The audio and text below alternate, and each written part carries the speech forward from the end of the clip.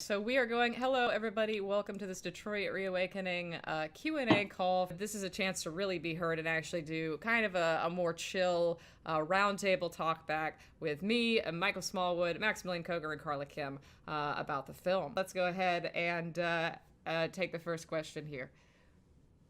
Um, hey, first of all, I just want to say, speaking of the event last week, my mother is still singing your praises. Oh, she loves the cinematography and is looking forward to the next Octopunk movie. but the next one's a lot bloodier. I hope she's ready for that. Yeah, I don't know. But also about the event, I meant to ask it then, but didn't get a chance to. For those who were there, what were your feelings about, like, finally after 2 years that it was finally getting done? Like, what were your thoughts about finally having the New York event, finally meeting people and all that good stuff? It was surreal. I mean, there was somebody who came up to me at the podium and they were like, "Oh my god, I'm freaking out right now. I can't even believe I'm here." And I was like, "Mood." I was like, "Kid, same." I mean, like this is as surreal for us as it is for some of you, I'm sure. And I think that the really satisfying part was to be able to. I mean, I remember my guest list, at least some of it from 2 years ago, and I know that you were on there. I know that Gavin was on there, and he ended up making it out. There were and Connor was on there, so that there were a lot of people who I know had tried to come 2 years ago, and then we've had to put this off for 2 years, and so yeah, I think that being able to finally be able to fulfill something that we all kind of wanted to do back. And actually, I think this was even better than that one would have been. I think the Museum of the Moving Image was a better venue than the Dolby Theater would have been. And I think that the karaoke bar, that whole scene, like with a drag host and a stage and really having the whole place to ourselves and everything, that was actually better than the after party I had planned in Manhattan 2 years ago, because that was going It to was just iconic. those bartenders were so happy. They were so happy to have us. They were singing all of your praises and saying, "What, come back anytime." So I'm already like, now I gotta plan another event in New York because I want to go back. So yeah, no, it was great, Becky. I was really, really happy to see that finally fulfilled and get to celebrate, and also get to see a Detroit movie in a theater, which was the first time any of us have ever gotten to do that. So that was also really cool. Weird, right? Right? Yeah. And I was really like, man, I did not master this sound for theatrical. Now, granted, I did fix the mix the night before it went on YouTube too. So like I did. Forrest? Hi. Hello. So I guess Hi. what was I'm going to kind of do a 2 for 1. What was the most I'm going to call it rewarding thing about getting to be back in your character, or for you, Michelle, directing this film again? And what was the most challenging thing? I think the rewarding part was just the overall experience of being able to, as Chris and Michelle have so eloquently put in the past, override our save file from the past, and erase that shit stain from our history, and upgrade it with someone worthy. And it was just really beautiful to not only have that reclamation of the story, but also to see it in such a grand way, to be able to experience it with you all. That was just getting to hear each one of your individual reactions, as if Michelle, which she did, wrote the script knowing how you would react to every single moment. And you did. Every single reaction was like choreographed, and it was so beautiful to watch. So I think the recording part too. No, I want to compound what Maximilian's saying. Yeah. I was going to say that's my reaction to Becky's question about, like, what about the event that we loved? Like, sitting in the audience, like sitting in the house, listening to people actually react to one of these movies was like the coolest. Like, to be fair, I wasn't even watching the movie. I was just listening to everyone's reactions, and like like Chris and Jillian and I were just like we were having more fun watching all of you watch the movie than we ever were watching the movie. I feel like I was doing both a little bit but more and trying to watch the movie. But yeah, that was the most rewarding. I guess I'm trying to think of the most challenging. How about one of y'all think of most rewarding while I think of most challenging? What I'll say about filming this movie, the most challenging thing about filming this movie was not, this is gonna sound weird, but like not sleepwalking through it. You know, Maximilian and I had already filmed these scenes. Yeah. You know, we'd not only played these characters, twice, now a third time, but like it's the exact same dialogue for scenes that we had already done years ago. And there is, you know, it is just so easy to just fall back into, you know, the rhythms of what we did last time, and for it to feel kind of rote. And so that was the biggest challenge. Like, fortunately, you know, we had a different setting, but the circumstances are the same. You know, all that stuff is kind of the same. So that was the biggest challenge. It not feeling like a performance I'd already given. But I think what made it rewarding was some of those things that were different. Having a different setting to shoot Maximilian and I's conversation, you know, helped. Of like, oh wow, this is actually a really beautiful shot. Or it was very rewarding having Carla on set with us and actually getting to work with her again. So having her be a part of the scene where we're discovering the body, you know, helped change that. So yeah, I think for me, those were the rewarding and challenging parts of it. Okay, I'll finish mine. It's mostly similar to what Michael had. I felt like I was, I don't know if you guys know this about me, but I tend to get in my head sometimes. And I was so terrified that I was going to come into this movie and deliver like a very similar performance, and like people were going to watch it and be like, why did they even do this? Like, what, why? Like, I mean, obviously outside of, you know, Chris joining us, like, and Carla joining us, it was just like, I was terrified as an actor thinking, oh my God, what if I haven't grown at all in 2 years? Like, what if I'm just like no growth whatsoever and just the exact same person? And I was trying to think of like all of like the technique that I've learned from my coach over this past year, and trying to like implement all these like new ideas that I had. And then I also had to let go of all of that preparation and just be that. So it was equal parts trying to find new nuances to the character, but also making sure, like Michael said, that it wasn't coming across like I am planning this performance. Like, so yeah, pretty much the exact same answer that he had.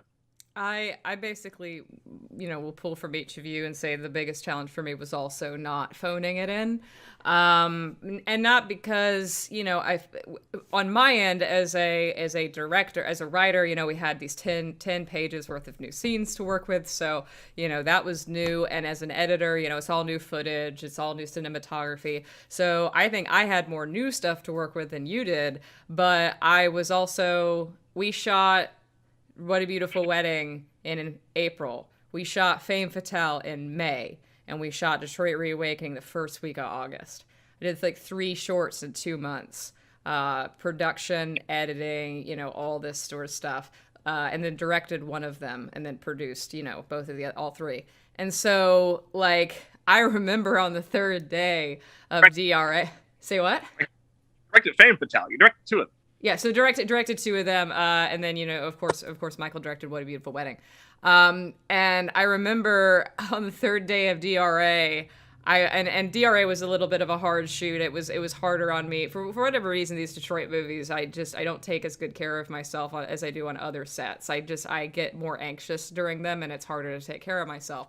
And I hadn't slept enough. I probably hadn't eaten enough, and I was like, Chris was like holding me up, and I was like, we're about to do this last scene, and I'm like, I've done 3 shorts in 4 months, and he's just like, yeah, you need to like that this needs to be it for you this year, I think. And I was like, I wanted to shoot live screamers in December, and I was like, I was like, dude, fuck it. I don't think it's gonna happen this year. He's like, no, it shouldn't.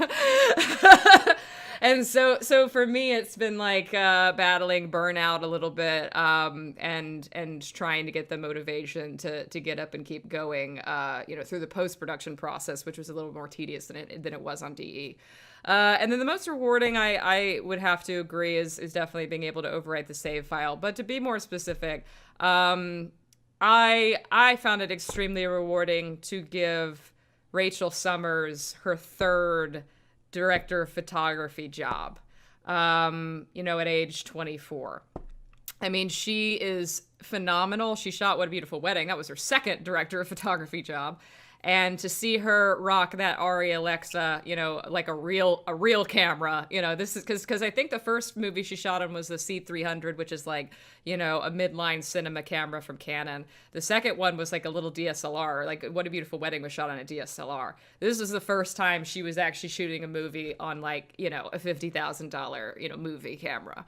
And holy shit, what a joyful person to work with. And I'm so proud of her. I'm proud of everybody, but I'm really, really proud of Summers. And I think that's probably one of the most rewarding things, is the fact that I feel like I've finally found my forever DP, and I'm helping foster this kid's career. The most rewarding thing was definitely just being able to be a part of it, because I didn't think that, because we were thinking of doing Absolution, but then things happened and that didn't go well. And just getting to be a part of something that was already out there, that already had such a, I wasn't a part of the OG team, so I don't know the very details of the drama that went down when the first film came out. But just, having to me, our Gavin from Detroit Evolution be in it and make it better, and just being able to be back with everyone after 2 years. And then the most challenging part was physically getting there. Yeah. It was 24 hours worth of airplanes, right?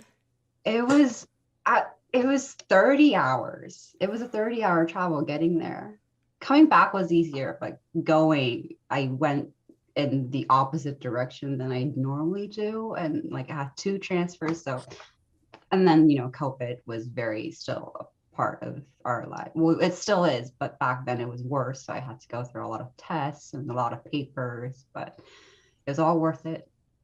I would do it over and over again if I could. So. I'm sorry, Carla. Honestly, I love that answer, but the most rewarding part of this experience for you was definitely watching The Room. Am I crazy? I mean, that's gonna. I'm telling you, when we go to Europe, it's gonna happen one more time. We're gonna get everybody together. Oh, we should in a do room that. somehow and watch The Room. The Room together. in a hotel room? Fuck yes. Still not sure what Europeans it's offensive against, because Tommy won't tell us where he's from, but just blanket statement, it's probably not cool. Probably, yeah. I'm gonna go ahead and assume that. Yeah. Safe. We're just gonna cover our bases. Yep. All right. Next question, Mia. Hello, everybody. The question that I had is, it's primarily for Michelle, but I want to get the cast thoughts on this too. I was wondering, and I apologize if this has been answered in a previous Q&A. What was your original inspiration to turn Detroit Awakening into a fan film rather than just have it as a fanfic? Because I outlined, so how many people here saw that when I was doing the Live Screamers campaign, I found a 10,000 word outline for a Read 900 fic that I never wrote, and I was sharing I shared the entire outline. It was a story called Star-Crossed Bullets. Gavin gets fired from the DPD, becomes a PI. 9 stays behind at the DPD, and they end up chasing down the same perp, and then have to Star-Crossed Bullets. What? Yeah, I know. we can do it. I will literally do as many of these movies as you want me to. Well, But so eventually, so the we're gonna other have to stop 5 years though, because I'm not allowed to age. So right. So there was a motorcycle chase in it. There was undercover at a masquerade. There was all this stuff in it. It was going to be wildly expensive, and that's why that never became anything I ever. Although there were a couple things in it that I did end up throwing into Detroit Absolution. I was just about to say that undercover at a rave thing is very familiar. Yeah, well, it was a ball. It was like a charity ball. So it's a Oh, different cool. setting. And then also, like, Nines had Ghost in the Shell powers in it, so his skin, like, he had subdermal invisibility and stuff, so he could, like, turn invisible like the Major. It was really cool. But, so I wrote this entire outline, and I was like, this is gonna take me months to write. I don't got time for that. That sounds exhausting. I'm gonna go make a movie. So, because that's how my brain works, is that writing a novel is harder than going and making a film. And It is. I don't blame you. I honestly agree that it is. I don't understand how people write novels. I don't get it. My brain won't do it. It's too detailed. I would much rather make a movie. It took me 7 years from the time I started writing Paradisa to the time it was published. I had made like 8 films in that time. I still haven't written the sequel. It's probably never happening. So that's basically it, is that I was writing, I wrote Compatibility. Like, I wrote a fanfic for Read 900 that's still on Archive of Our Own, if you're curious. So I wrote like a 10,000 word one shot, and then I outlined Star-Crossed Bullets, and then I was like, God, I'm really not a novelist. I think I'm really, what if I make a film? I could do it like 2 actors, like really simple, just like a day in the life sort of situation, 1 location. And then I was like, well, Michael Smallwood, I just met him, and he also likes DBH, and I should write him into the story somehow. But I didn't really want him to play Marcus because he doesn't look anything like Jesse Williams. So I was like, maybe Chris Miller, like, he was at the DPD. And then I was like, what if there's a crime scene? What if there's 6 locations? And then, like, the scope completely blew out of scale. It was originally gonna be like a $400 short film with just Gavin and Nines in, like, Gavin's apartment. Like, that was the original idea. And then it became Detroit Awakening. Michael Smallwood, and it ballooned out of control. I mean, if you guys want to hear about like how I got involved. I remember, I still remember that audition. It was like January of 2019, I guess, at that point, right? Yeah. And that was my 25th audition that I had sent in that month from backstage, just grinding, trying to get my way into like films that were not shitty student films. And that was the first like official gig that I had booked where I was like, ooh, character work with like good writing, like a director that cares and is not seemingly 16 mentally. What? Or physically. Michelle has seen the short films that I've been a part of before. I cut that reel. My first reel, he was like, wow. As everyone would be, wow. I think that's pretty much all she had to say about that. I remember when Michelle sent me like when she was trying to like finalize the cast and sent me like, should we go with this guy? And I was like, oh yeah, he seems cool. Michael, I remember when I was trying to finalize the title in your DMs. Yes, I remember that. Mm-hmm. Because I didn't know what I wanted to name it. And then I was like, Detroit Awakening? Does that sound okay? And then I remember our first read through when I met Maximilian, because that was also the night that you like I think it was on Sarah Deanna's couch, like put a blanket over my. We had our first read through there. That was when she still had that huge Wahlberg. Yeah, and on her couch with a blanket over my head is how we recorded the Marcus lines. Yep. And that's how I recorded the awake. Yeah, when I was my lines. Yeah, the opening.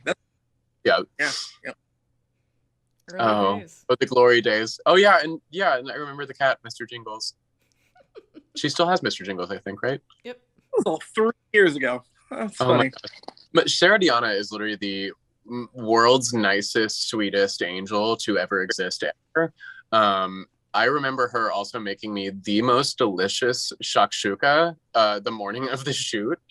She was like the world's best host ever. She like handmade her own hummus and shit like that. It was just like the sweetest experience I've ever had, like the best hospitality I've ever experienced on a set. She was the sweetest person and still is. Yeah, she's still around and involved to this day. She's one of the EPs on Live Screamers, so she's working a lot of the behind the scenes kind of stuff this day. All right, let's move on to Shawnee. Hey, so this one is a little bit more for the cast, although the first one I think you can pitch on too, Michelle. For the first one, it was like this speaks a little bit more to something that you mentioned earlier, Maximilian, is your characterization as Nines was very, very different from Awakening to Reawakening, like for the pre-evolution. Like he was colder, he was more detached, and you could kind of see like the distance and the struggle of trying to like emote almost. And so I kind of wondered like why you two like made the decision to do that. Like I loved it, but I just wanted to know more of the thought process. And then sort of question two is like, and this one I think is a little bit more for all of you, is like, what do you see the sort of progression between like Nines as we like met him pre-evolution to like becoming that more open, compassionate, like emotional character that he is in evolution?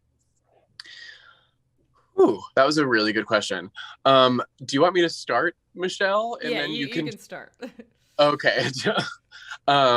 So I think that this is not me beating myself up as an actor, but in Awakening, I knew who I was as a person and as an actor at that time. And I was definitely more leaning towards like Seth and Seven Deadly Sins naturally. Like that was my sort of natural manic, anxious sort of like energy. And I had not yet been able to like contain myself enough to give Nines what he truly to me is now in Awakening. I just did not have the range as an actor at that point, I think, to really bring him to life in the way that he deserved. I think you were also physically younger. Like, and that wasn't something that you could really help. I mean, I think that you just looked younger. Yeah. And I felt like, I felt the struggle of the big thing that my acting coach gets on me now, the struggle of trying to play what someone is feeling as opposed to just living in it. And so that, I think, just naturally as I studied and trained more as an actor and also managed to do more projects, I just was able to trust myself a lot more and realized that for Nines, it was mostly just a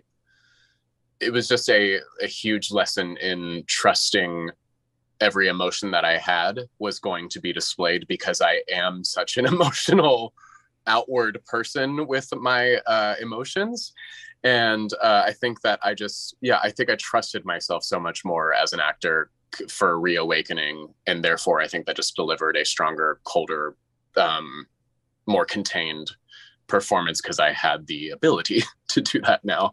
And as far as like the choices that I made regarding him, I kind of came in, and Michelle, coming into Reawakening, Michelle really trusted me with Nines at this point, much more than she ever had, because he's in my bones at this point. And I think that Michelle was still able to, though, kind of just give me direction right before a scene, and just remind us of the stakes of the situation.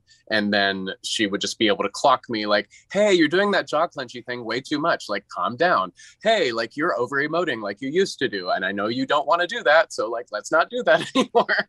Just more of there was a much simpler rapport between us. I feel like Michelle, I hope, had to work a little less hard to bring me into Nines, because I was more aware of him and his journey and what we had to display, and the contrast between what we were playing in the Awakening times and then the D3 times, the whatever we're calling that, Post Evo, whatever. yeah. And then what was the second question again? how the character and like the relationships between the different characters sort of became what they are in evolution and then eventually post-evolution versus like what they were in Reawakening. Because like, for example, like with Tina, you had that bit where you're just like, I'm not sure it suits me yet. Yeah. And then like getting it from A to B. Yeah. Evolution does a lot of Go the ahead, heavy. Michelle. I think evolution does a lot of the heavy lifting and some of that, but I even still there is a kind of a gap between, you know, the past times, the Reawakening flashback times, and then the beginning of evolution where I cannot remember actually if in the kitchen scene with you and Tina in evolution, the first time you meet Tina, if you're calling her Tina or Officer Chen. I think you're still calling her Officer Chen, but you're more but you're more friendly. And it's clearly like you kind of have a little bit more of a friendship than you did before. I mean, I remember back when we were doing evolution, one of the big directions I gave you was that Nines is confident in this, whereas in Awakening he was kind of like lost. And so we kind of just had that like he's come into after the conversation at the end of Awakening with Gavin on the porch where it's like you need to find out what you want, you got to figure out what you want to do, like don't wait on your programming to tell you, just like dedicate yourself to something. And when Nines I think started to fall for Gavin and started to settle into his position and everything, I think that made a big difference of like helping him become more confident.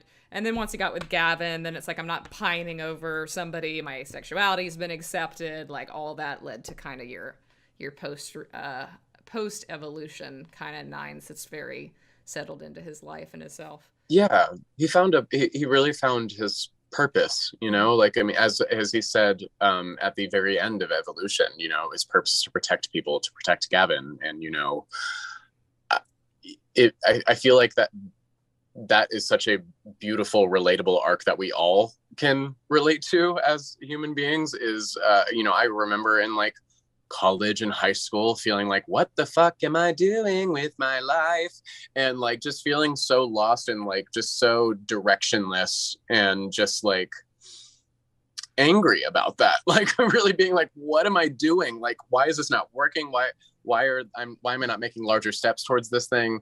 And I kind of just like settled in over time into trusting what I wanted to do with my life and what I needed to do to make that happen. And when that happened, it was like this giant weight lifted off of my shoulders, and I felt like I could finally breathe and direct my energy more intentionally towards something. And I feel like that's exactly what Nines did. He found his purpose. He found his way to not only not be that destructive force that he was afraid of being, but be a person that could actually help better the world in his eyes, and do it alongside someone that he, I think, I don't want to say viewed as a work in progress, because he's always loved Gavin for exactly who he is. But I think just seeing the potential for their relationship from an early stage, and just really getting excited to see how that could grow over time, knowing that they had the trust that they established at the end of Awakening. And from there, it was like, okay, at least this I don't have to worry about anymore. So yeah, I hope that answered your question. Forrest. Hey. Oh, hello. So my question was just going to be a little silly one for Carla. Just because we heard about the disappointment that was your Sonic meal. Did they do anything to make up for it?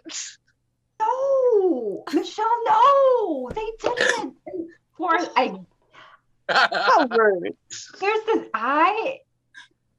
I've been through drive-throughs. I've had that like diner, you know, fast food experience before, but Sonic I had never heard of before. And Michelle was like, yeah, they bring you your food on roller skates. And that's the part that I really, really, really want to see. And we went there, and there were a couple of trucks here and there, like parked and eating their lunches or whatever, but there was nobody on roller. Michelle. Yeah, hon. Okay, what is that someone needs to pack a pair of roller skates, and we need to go to just any restaurant ever. And I will, you know what? Just hand the waiter the pair of roller. I will roll them to you, Carla. I will. I'd like to point out that the roller skates are probably the best thing Sonic has. I mean, you can get nerds in a limeade, but otherwise, yeah. Controversial statement that the roller skates are probably the best part, and she didn't even get that. From the sounds of it, the roller skates were the best part. Yeah. I can't remember if Carla's at all coming to the Europe tour. She is. Okay, and you're still going to Disneyland? Because in Disneyland Paris, there is a restaurant where they have roller skates on.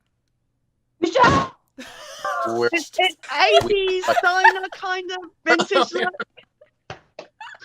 But they do have roller skate diner. As long as they haven't stopped it because of the pandemic. It's 80 vintage theme. Yeah, you get burgers, you get milkshakes. It's great. I know I usually keep these locked to this Patreon tier, but I think I'm gonna have to clip Michelle or Carla screaming Michelle so hard it blew out her mic. Just for Sorry, we must do this. Michelle, do you know where we're going now? I'm taking notes. Yeah. Anyway, I feel like we're definitely getting way off track.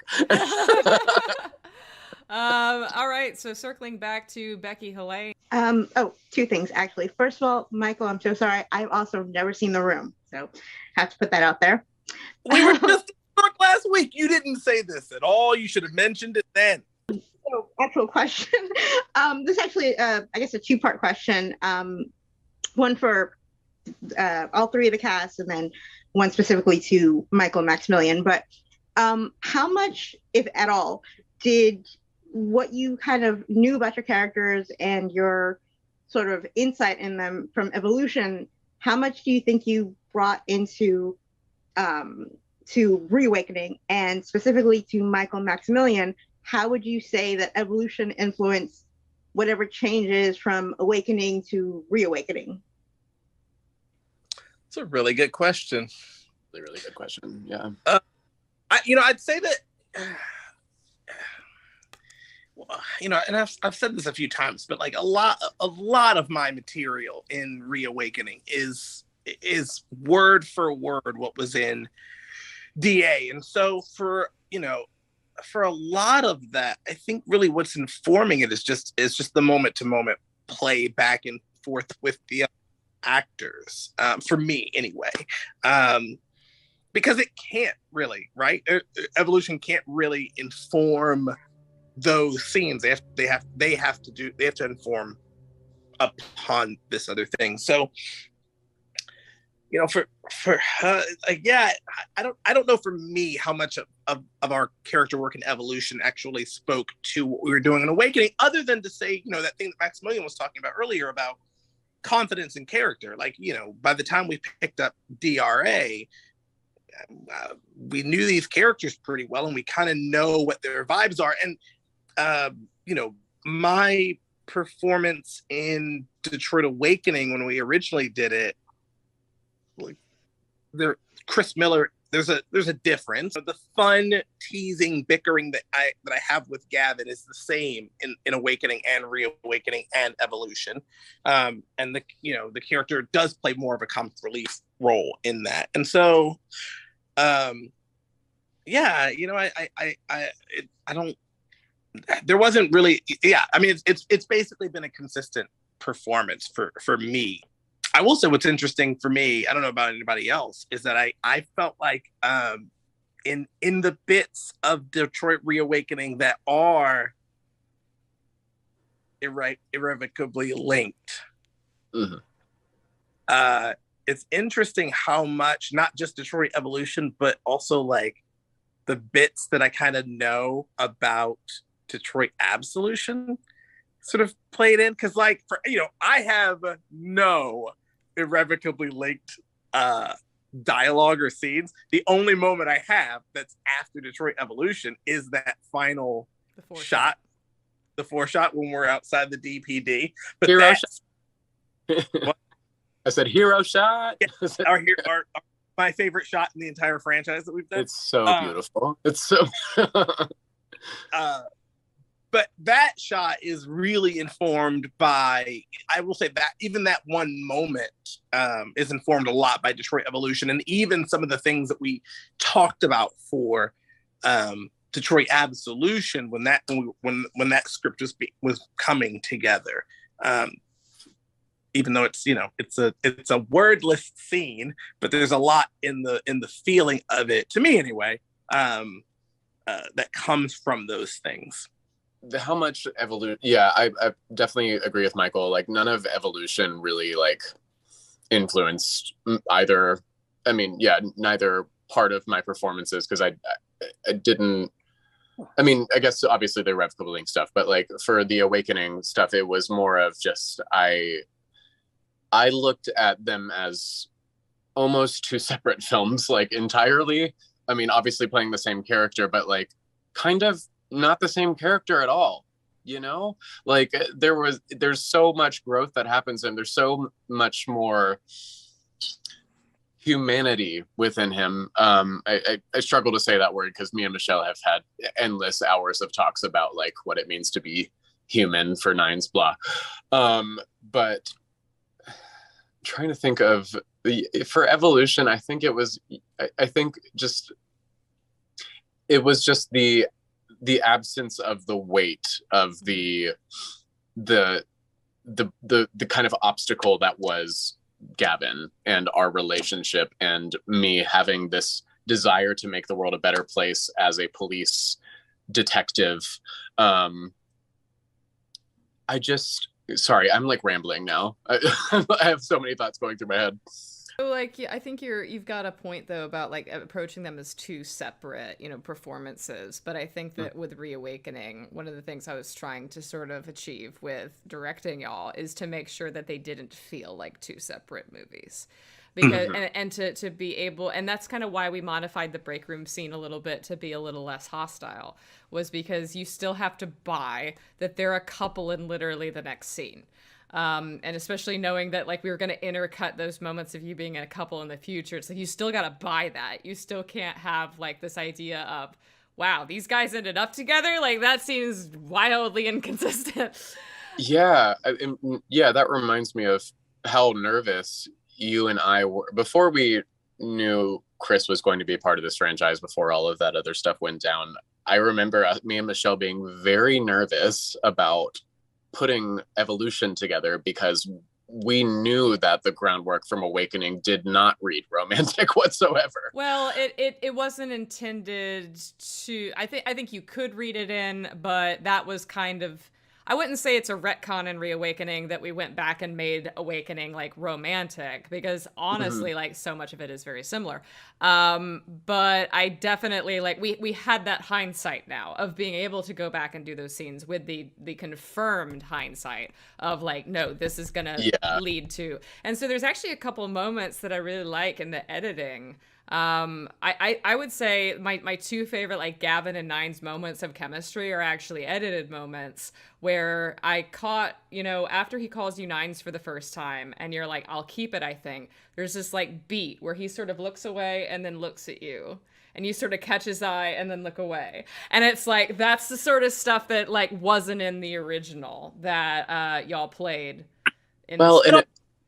Too, as somebody who is not in those scenes, I also say, and I think I've heard you say this, that it was intentional, but the approach to Gavin's approach of him in Detroit Awakening after seeing Philip, the break room scene, like the break room scene's approached differently in DRA. That's the biggest difference for sure. Yeah.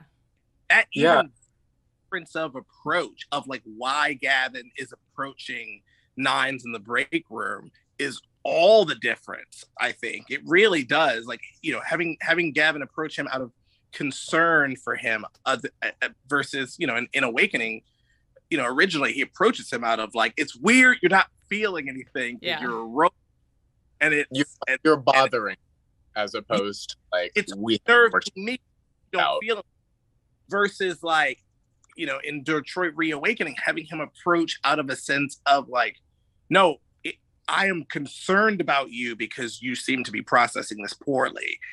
is I mean, that's a world of difference, and I do think that's a major change that softens this this antagonistic relationship. Yeah, I mean, yeah, I mean, just kind of echoing a lot of those thoughts. Really, it was really beautiful to watch. There was equal parts that same, you know, vitriol that people were expecting from that scene for the people that had seen Awakening, you know, the kind of like stakes and like the, you know, sort of tension between it. But like there was so much more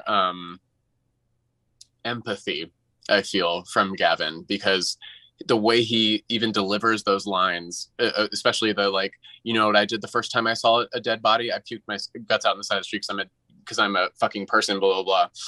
There was like, Chris, who is a king of subtext in his acting, is just like, there's so much red there that's like, it is okay for you to feel this shit. Just fucking say it. I just want you to say it. Like, it was more of like a, please God, prove to me that you're alive because I want to believe it, as opposed to just like, see, look, you're not fucking alive. See, like, not this little poking. It was like his own fucked up way of encouraging him out of his shell. Yeah, that was one of my favorite parts about the scene, and my favorite thing about the kind of climax of that scene, you know, where the first scene or the first Awakening or whatever, we had it very like yelly, and like the original line when you come up to me is like, yeah, I think all of Chicago heard your fight, blah blah blah.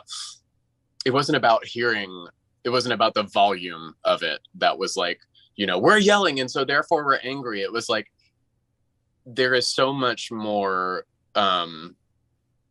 fear and like dread and like vitriol to be found in those little moments, when it is just so contained and so like such a struggle to get it out, such an inability to verbalize what he is feeling. Like it came off so much more powerfully this time around. For me, it was, I guess, bringing them together, and you know how to. I just have to think about how before evolution, it would have. Tina would have been more trying to make Nines feel welcome and that it's okay. You know, Tina seeing something happen between Nines and Gavin and just trying to nudge them smoothly together towards that direction. So it wasn't more of like bringing something from evolution to Reawakening, but to think how to have Reawakening connected to evolution, I guess.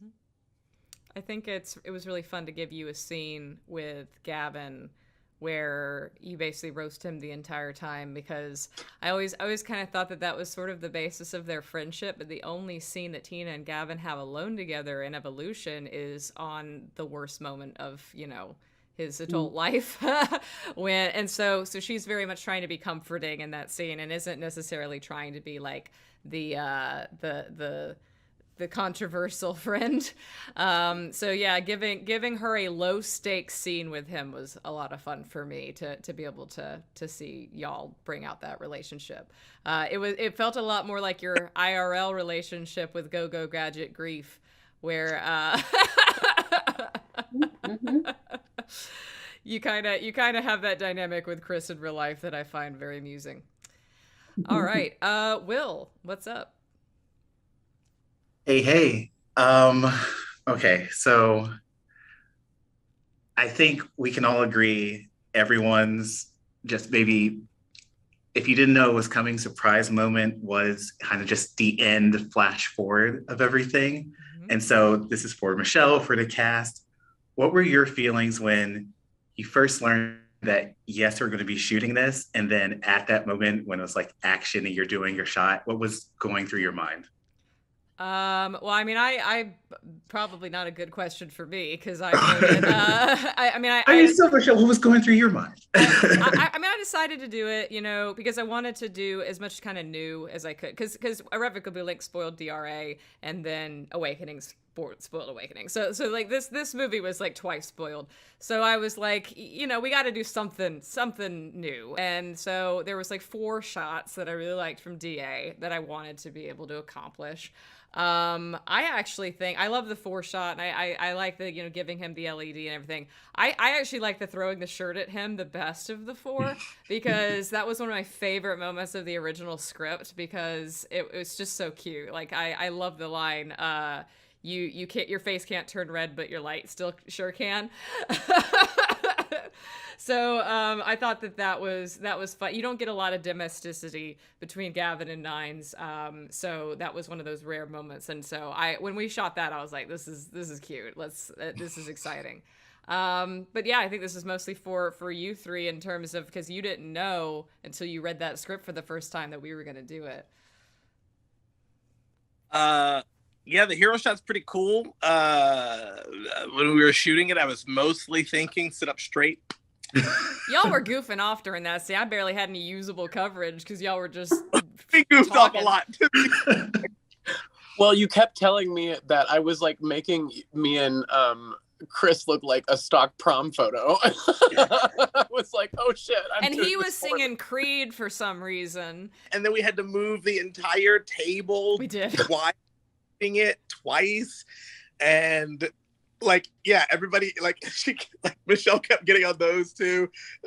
Carla and I are just kind of like, what are we doing? Where are we looking? Are we all looking at different directions? Is it a band photo? Like a different way? Like, it just was, I like, it looks so cool. It's also I'm surprised. I'm not surprised how short that shot is. A grand total 5-6 seconds of 5-6 seconds of usable footage from that nonsense. What was going through my mind? I mean, like, the fact that the LED on the roof was your last shot, I think it was also an extra layer of. I think, number one, the whole process has been a privilege, because I mean, I don't think there are very few actors in this world that can say that they've revisited a character 3 times. Like, that's just such a unique, amazing privilege to have. Be a part of the ending in a way where you're like, this is exactly how I would want it to end too. I mean, I would love to do D3, but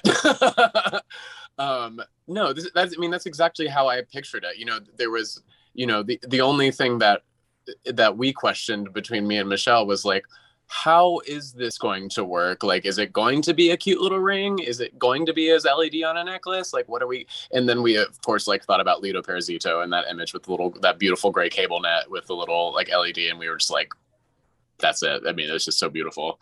And yeah, and it's also very rare for actors to go on sets and then leave with not only like, oh, like, wish you the best of luck in your career, like maybe I'll see you on another set sometime, sort of thing, but like actually genuinely build a family. Like, I never thought in my life when I first showed up for this short film that it would be anywhere near as large as it was. I mean, she emailed me and Chris and the other actor at the time and was warning us, like, social media might get a little insane. Like, you know, we don't know. We just know that DBH has a really strong fandom. So we're going to see what happens. But like, I just never could have predicted not only the size of the fandom, but how unbelievably like loyal and trusting you guys are. And not only Michelle as an artist, but all of us individually as creators. What was going through my mind? So when you realized that we were doing that montage at the end for D3, and when we were shooting it too. When we were shooting it again, it was just very chaotic. Chris was complaining about how hot it was, and he was wearing the gray turtleneck, and yeah, and I remember. I was very conscious about my ass possibly being out because my skirt. You did say that. Yes. So walking down from the costume change, I thought something didn't feel right, and I felt very exposed. And everyone was like, no, Carla, you look great. Like, you're out of your uniform. Like, you look great. And I was like, no, but just something doesn't feel right. And later on, after we shot it and I went back into the bathroom to change, is when I actually realized, yes, the inseam of my skirt was stuck somewhere. So it wasn't sitting right. And so I think the whole time I was thinking, is my ass out? Is my ass out? Because nobody wants to see that. So I think that. I love that. There's nothing emotional here. You're like, is my ass out? Is my ass out, but am I faking it up to, seem like, oh, we're going through this moment of, yeah. So I think that's what now when y'all see that force shot, when you rewatch the movie, just look at Carla and think, that woman's thinking, is my ass out? And realize that on the other side of her skirt, it probably is, I guess. Oh my God. Michelle, somebody dropped in the chat, and I agree. I would also like to see all of the footage of us trying to shoot that shot. It's just me yelling. It's just me being like, guys. Michelle was actually genuinely getting pissed. Like, she was like, we got 40 seconds left on this card. Like, we're burning tape. Yeah, it got to a point where it's literally hurting cats at some point. Once all four of us are in the same room together for a certain amount of time, it just erupts. And Michelle is just like, God damn it. I love that they get along so well. I love this chemistry, but fuck. But day we kept moving the table. I don't know what to tell you. Well, it was because we had to get the shot from behind and the shot from the front, but from behind the table was too close to the wall, so we had to move the table and then did the shot from behind. And I think the reason we did the shot from behind first was because y'all couldn't shut up, so I was just like, oh, we'll do it from behind first, and then we'll get to the rest of it later. That's right. She wasn't even going to try and quiet us down. She was just like, let's just go from behind first, and then I'll yell at them. Like, yeah. All right, Briar, you've been waiting a while. Hi. Hi. Hello. I wanted to ask, now that you've done Detroit Evolution and Detroit Reawakening, what are some lines, or maybe shots or moments that just hit different because of that context? And then I also wanted to ask, after all of this entire journey, what are some highlights, just from everything, from streams to the films, just what are some amazing highlights? I mean, I guess it's silly to say, but like, I don't know, like meeting Carla and getting to work with Carla, like, meeting Maximilian and Chris and Jillian and, are we doing this? I guess we're doing this. Look, I'm literally going to our Facebook chat right now and searching the words "made it," and I'm gonna try to find all that, because like we've had this conversation multiple times of like how I know I've made it, and it's like random shit. So I'm gonna try to find some stuff. One thing that has definitely come of this, and I told her this, and we keep having this conversation, but all these movies set aside, the coolest thing that's come out of this entire thing is I got to meet Michelle, who's this really nice person that a friend of mine introduced me to randomly because we both played the same video game. And now Michelle's an just completely foundational part of my life. And that's really, really cool. And then, so, that's really cool. But like, I mean, highlights from the movies themselves, I got to shoot Jillian Gert. That was really cool. Like, that was really neat. I still to this day can't believe Michelle left my like stupid gag of seeing them kiss in the movie. I just cannot believe she left that in.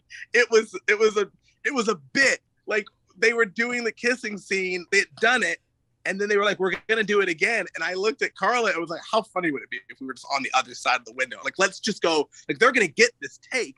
Let's just go at the end, just be there in the window. Like, yeah, it's gonna blow this take, but whatever, it'll be funny. And then when I saw Detroit Evolution, and then she had left that in the movie, I I was so proud and so confused. And I so agonized proud. for hours over whether or not I was gonna do it. Like when I finally squeezed that second, like unintentional, unshot kiss into that scene, and I was like, well, I gotta end this scene somehow. And I toggled it on and off, and I was like, can I get away with it?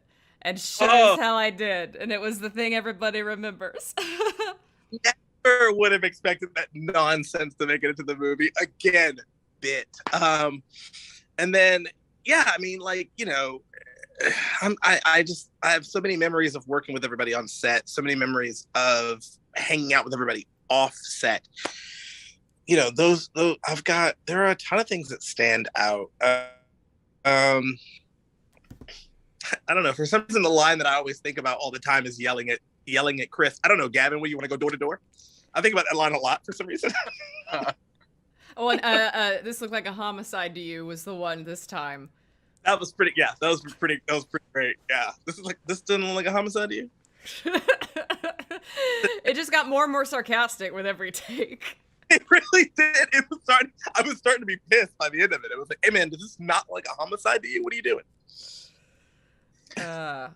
So the first thing that came up in the group chat was designing a drink menu for a party based on my own movies. That one was wild. That was definitely like a highlight. Having seen people do scenes from our movies out of Lego, that's wild.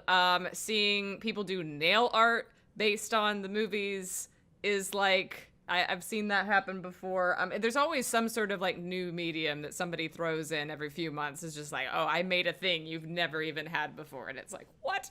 Like, there's Aiden did like pottery, like made mugs based on Gavin and Nines for Irrevocably Linked with the logo from Irrevocably Linked once. Like, that was really cool. I mean, honestly, so much of it comes down to the stuff that y'all have done and stuff that, like, the way y'all have responded to the movies is really the highlight for most of the highlight for me, because if we're talking stuff that stands out outside of the movies, the last 3 years is full of too much to talk about now. Like, honestly. I mean, yeah, like what Michael said, there's so many things, so I'll just pick a few. I remember the first time I got tagged in fan art ever, my first fan art, and I still have it here. This little it's from there you go, I get that. I feel plenty of those from Awakening. It was an artist, I know I'm gonna butcher this, but Nemuka Yaiputi, something like that.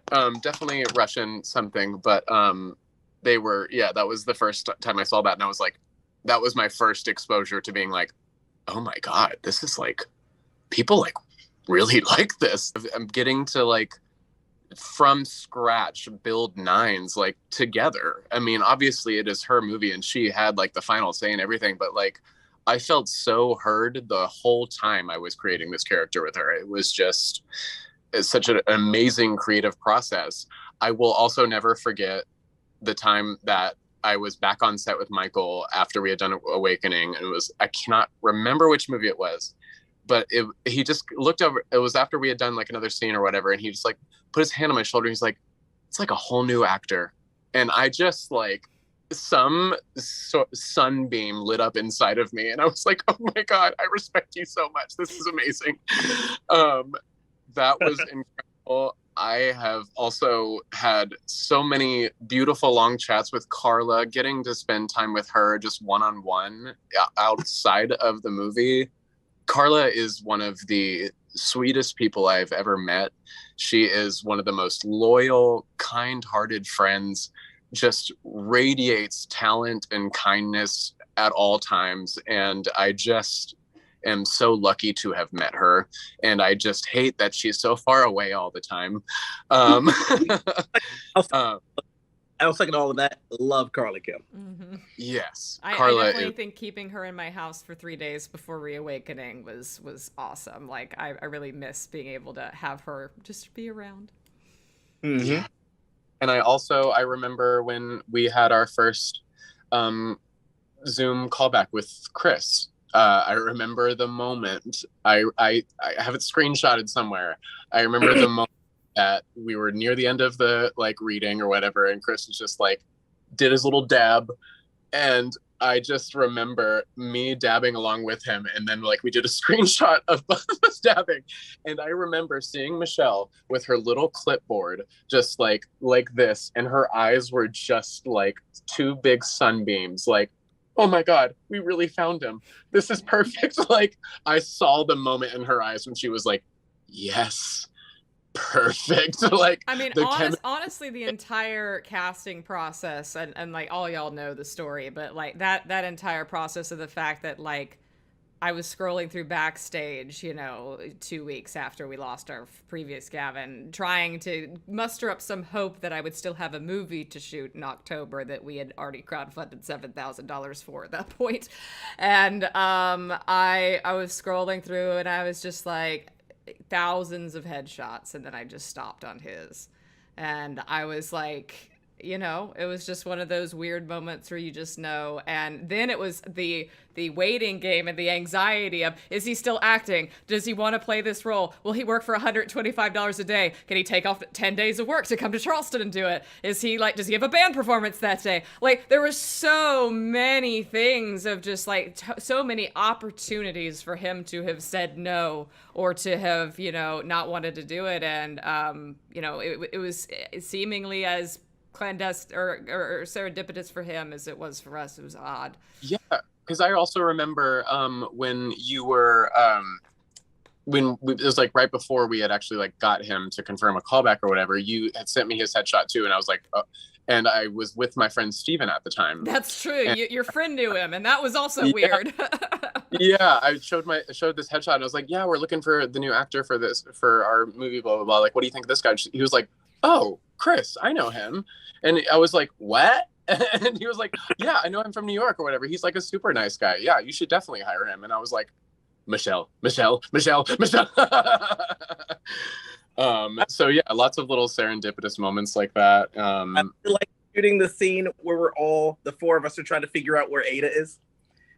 Like, I don't know. That was a really fun scene to shoot. Really loved doing that. Also, loved our first night on DE, because it was just all of us hanging out in the car listening to DMX. It was great. Yeah.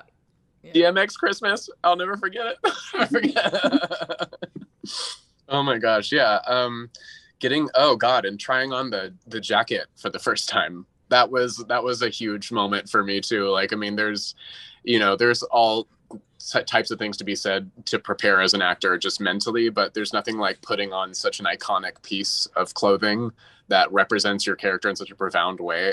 That was another moment for me back in Awakening, and again in Reawakening, putting that back on and being like, oh my god I get to do it again. Like, so good. Anything from you, Carla? Oh, I'm gonna cry. Trying, because Carla. It's very emotional for me. I've said this before, I think, in one of the streams that Michelle had us on. I think one of the biggest things for me about this entire journey and this project was the people. There's always work. Everybody is, generally nice, but to have this type of connection, I feel like is very, very, very rare. Just like the first day that you meet everyone was just so welcoming, and it was very strange to me. It wasn't a welcoming through a layer, but it was just like complete openness. And then just from that first day, it was just continuing of getting to know each other, and warmth and love and just good energy all throughout that. And then it just continued even after we had wrapped and we were all back where we were. It just continued, and then a year had passed, and it was still there, and we were all still connected to each other and talking. And then 2 years after we actually were physically together, and it was just even heightened. And it's Oh. So yeah, highlights definitely the people. I don't even know how to pick out highlights throughout the filming, because it's just everything, every single part of this was a highlight. And then I think definitely also just you all are the reason why we are so tight as well. The fan base that we have is just so loving and so kind and so giving that I have no highlight. This entire journey is one of my life highlights. So. Well, now that Hearts in the for Carla. well, now that she mentions that, actually, I remember that there was that moment on Reawakening when we were shooting that scene for Chris and Nines on the roof. And you know, Connor was out there, and Lion and Marcy and Andor, and Michael pulled me and Maximilian aside, and he was like, "We shot this like 2.5 years ago, and now we're reshooting it, and there's fans here." He's like, "You gotta stop and realize that like there's fans on our set right now." When we, like I said, you know, I talk about this all the time. I keep telling Michelle this. Michelle's sick of hearing this, I'm sure. But like Michelle and I spent a few hours before we shot Detroit Awakening, hanging out, talking, and like, you know, becoming best friends. And one of the things that we were very, very aware of when we were making it is like, I mean, nobody might, maybe no one watches this. You know, this will probably, like, it'll have its moment in the fandom, but then, you know, we'll move on and we'll make something that people will respond to. But like Detroit Awakening may find no audience, and we were well aware of that.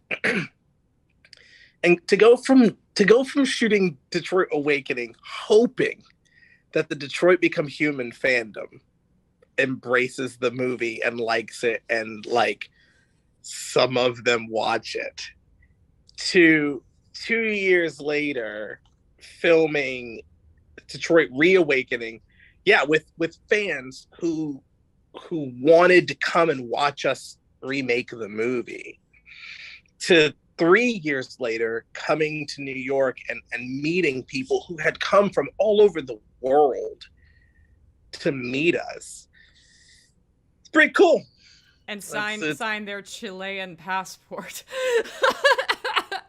I don't know anyone who did that. I think there were a few scribbles that signed it. Like this, yeah, it was like someone. It's like, I'll sign it, but you can't trace this back to me because I don't know if this is legal. But no, really, it was. I mean, that's. You can't. I don't have words. I don't really have the words to put it into perspective other than to say, you know, it's so cool thinking about where we started this journey, and last week in New York was such a great place to get to. It should be pretty short. Mine is like, okay, so I'm probably potentially working on a piece of fanfic, but like the idea for this one is basically like the journey between pre-evolution to evolution and then potentially to absolution. But like something that I thought might just be fun to know is like what your thoughts are about, like, because Nines he like hides his smiles in like pre-evolution. So like what do each of you think the first time looked like that Nines actually smiled at the other character, like fully, and like let himself? Ooh, so what prompted Nines to have his first smile? What prompted it? And like it can't just be Gavin. Like I think there, like the moment with Chris and the moment with Tina and the moment with Gavin as well. I know what mine is because mine's in the movie. Well, no, because he kind of still kept it down a little bit. Like my movie, he smiles when I tell him that he's the longest partner Gavin's ever had. But yeah, I think like maybe you mean like sort of like joy-filled smile, not like straight up unrestrained like belly laugh from Nines. Like I wonder what that was. I for me it's like I wonder the first time Nines laughs even more, because we never see that like before. I don't know if we even see it in Reawakening. Yeah, he doesn't laugh really. I think that there was something, I'm remembering one of me and Michelle's talks. There was just another like idea of like a scene or like some random fanfic where Nines and Gavin go to karaoke and Gavin gets just hammered and starts singing karaoke. I have a feeling that might be one where Nines would just be like, it might not be a laugh, but it would just be like a God, I love you, you fucking idiot. Like taking care of drunk Gavin is kind of a funny prompt, because that means Gavin won't remember it later. So he feels a little bit more like his guard's down. Yeah. Yeah. And I guess in the movie, I guess the one that like in the actual film, I mean, when he calls me Nines, that is the first smile that I gave that character. That was in the first flashback for sure. Yeah. Mm-hmm. Yeah, that was I think that was that was the first step towards Nines figuring out who he was. It was the first step. He had a name finally, and it was just like, yeah, that was the first step. So it was the first little spark of like hope amidst all of like the anxiety and dread. I kind of also like the idea that maybe the first time he really smiles unrestrained is the first time he and Gavin have one of their little fake flirty fight things, and Nines has the last word. Because like I feel like in in like the Awakening times, like they kind of go back and forth, but like, come on, you plastic prick, get a move on. Like Gavin has the last word there. And then Gavin kind of has the last word, up until, Nines chooses to be Nines, which kind of just changes the mood of the scene.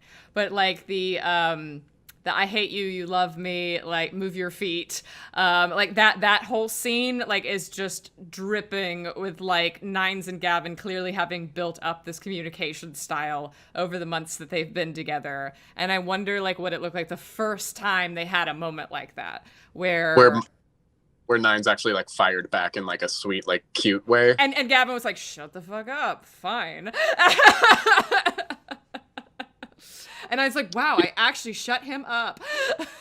Yeah, something like, oh, you're so cute when you try to be menacing. Mm-hmm, yeah. And then Gavin's like, cute, shut up.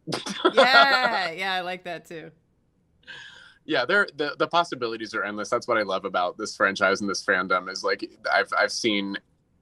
I've been able to like in like especially after Evolution, like that was one of the saddest times I ever had after wrapping a shoot because I missed everyone and the whole experience like so much. So I drowned myself in like lots of fanfic and like lots of little artwork that I found, and I was like, I just want these characters to just keep on going. I just want to keep seeing what their life would be like. And so yeah, that's one of my favorite parts about this is that y'all can create whatever you would like with these characters. It's very open-ended and very happy. All right. Well, I think that's enough for tonight. Thank you all for showing up and engaging with us today on this Q&A. We'll be back Sunday, 10 a.m. Eastern on Twitch publicly for our public cast Q&A, and Chris will be joining us for that one as well, because we'll actually get a single moment of time in which he is not at some kind of workplace. So yeah, we'll be doing a longer, probably 2 to 3 hour Q&A, and also we'll be watching the film and doing a commentary over it too to start. Commentary. Yeah, Michael, you can see the movie for the first time. Sure. Yeah. It's like, okay, I'm really gonna pay attention this time. There's no audience here that I'm gonna watch instead. There's no other actor reactions. I can't fist bump Chris inside me for doing improv in the movie. Listen, it's very weird to sit in a theater and watch yourself on screen, and when there are a bunch of other people responding to it, it's more interesting to watch the other people. I've seen me. Okay, I did pull it up and watch it on YouTube, but to be fair, I pulled it up and watched it on YouTube so that I could fast forward to the end and look at the hero shot again, admittedly. Because that shot is dope. We look so good. I'm sorry, I don't like to be vain, but like we look so good. We look like wow. Like I will never be that beautiful ever again. No, like that final shot is we look so good in that final shot. I'd do one more movie. One more. Michelle, I promise like you the last one. that single shot is the pilot, you know, that I push across the table for D3. Like, hey, what if we make a movie based in this shot? Yes. Let's just You do crowdfund it. Here's 6 what months. I'll accept. Here's what I'll accept. We do a pilot based on that shot, but you have to kill me off in the pilot. Just like massive revision of Detroit Absolution. Just like, oh, y'all think you know this script? Nah, Chris Miller, dead. 20 minutes in. 20 Attack minutes. on Titan it. Yeah. One more, but I get injured in the first 20 minutes. I come back in the last 15. I'll Oh do my that. God. Okay, Godzilla. All right. But what's the death fake? And yeah, you come back in the last 20 minutes. And also, if we get you 5 million, can we get this? No. Never in a million years.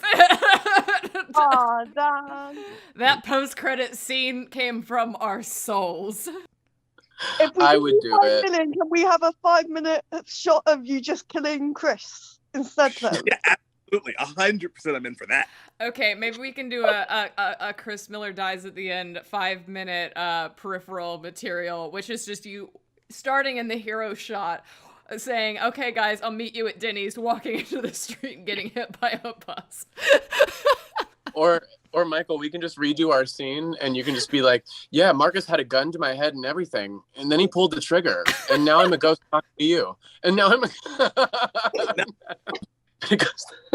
Get Jesse Williams. We'll shoot in between Take Me Out performances. He won't have to say anything, so we can get him even though he's SAG. Yeah. No verbal dialogue. If he's silent the whole time, we don't have to pay union.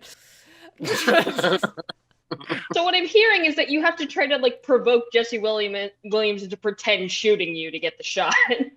Get one of his cameos. Like, just order a cameo where he's the big Marcus, and then just cut that in. Order a fucking cameo of Marcus. Why is Marcus on Zoom? Like, Why is this whole thing shot vertically?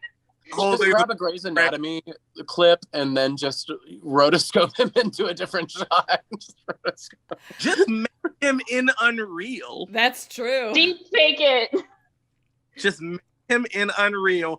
Drop him into scenes. No explanation for why that character is CGI and no one else is. What I'm hearing is that we have the technology to do a short film now where Marcus decides, you know what?